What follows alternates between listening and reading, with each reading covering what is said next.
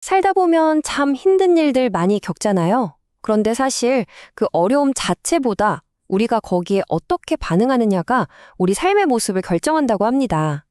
인생이라는 길에는요, 크게 두 갈래 길이 있다고 하는데요. 오늘 이 자료 분석을 통해 그 두 길이 어떻게 다른지 한번 들여다보겠습니다. 이 질문 정말 중요하죠. 왜 똑같이 힘든 일을 겪는데 누구는 그걸 디딤돌 삼아 더 단단해지고 지혜로워지는데 다른 누구는 그 일에 발목 잡혀서 원망과 후회 속에 주저앉게 되는 걸까요? 그 차이가 대체 어디서 오는 걸까요? 그 답이 바로 우리가 어떤 길을 선택하느냐에 달려 있습니다. 자, 그럼 첫 번째 길부터 한번 볼게요. 이건 사실 우리 대부분이 자기도 모르게 걷고 있는 길일 수도 있어요. 바로 반응적인 길입니다. 말 그대로 세상의 원리를 이해하려 하기보다는 그냥 본능적으로 반응하며 살아가는 방식이죠. 이 길의 가장 큰 특징은요, 감정이 이성을 그냥 이겨버린다는 거예요. 무슨 일이 딱 터졌을 때 이게 왜 일어났을까 하고 생각하기 전에 불쾌하고 슬프고 억울한 감정이 먼저 확 올라오는 거죠. 그러니까 화가 나면 그냥 버럭 소리부터 지르고 슬프면 일단 피하고 보는 거예요. 깊이 생각할 겨를도 없이 감정이 시키는 대로 움직이는 겁니다. 그리고 이게 결국 어디로 가냐면요. 바로 남 탓으로 이어져요. 문제가 생기면 내가 뭘 잘못했나 돌아보기보다 저 사람 때문에, 이런 환경 때문에 하면서 손가락질을 밖으로 돌리는 거죠. 이런 태도는 결국 주변 사람들과의 관계만 꼬이게 만들고 내 마음속에는 쓴 원망만 남기게 됩니다. 아니, 힘들 때 위로받고 싶은 마음이야 당연하죠. 근데요, 이 반응적인 길 위에서 찾는 위안이라는 건 그냥 잠깐 아픈 걸 잊게 해주는 진통제 같은 거예요. 근본적인 원인을 해결해주지도 나 자신을 성장시켜주지도 못하죠.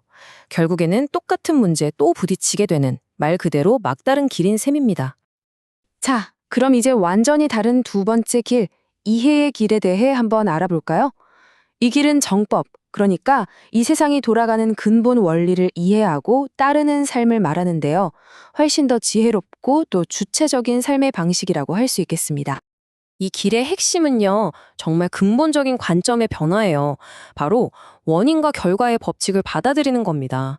더 이상, 재수없어. 왜 나한테만 이런 일이 생겨? 이렇게 생각하지 않게 되는 거죠. 지금 나에게 일어난 이 모든 일에는 분명한 원인이 있고 여러 조건들이 더해져서 나타난 필연적인 결과라고 이해하기 시작하는 겁니다. 이렇게 되면요, 고통을 대하는 태도가 180도 달라져요. 예전엔 그냥 피하고 원망하기만 했다면 이제는 이 일이 나한테 뭘 가르쳐 주려고 하는 걸까? 하고 질문을 던지게 되는 거죠. 고통이 더 이상 나를 무너뜨리는 장애물이 아니라 나를 성장시키는 아주 귀한 수업 자료가 되는 순간입니다. 자, 보세요. 이 길을 걷게 되면 정말 놀라운 변화들이 일어나는데요. 나를 힘들게 했던 사람에 대한 원망은 그 사람도 그럴 수밖에 없었겠구나 하는 이해로 바뀌고요. 나를 아프게 했던 고통은 나를 더 단단하게 만드는 성장의 도구가 되죠.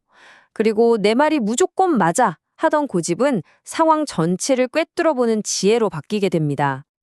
그럼 이런 생각이 들죠. 아니, 그럼 한 번 반응의 길로 들어서면 끝인가?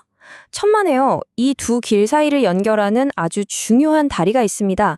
어떻게 하면 반응의 길에서 이해의 길로 건너갈 수 있는지 그 방법을 지금부터 알려드릴게요.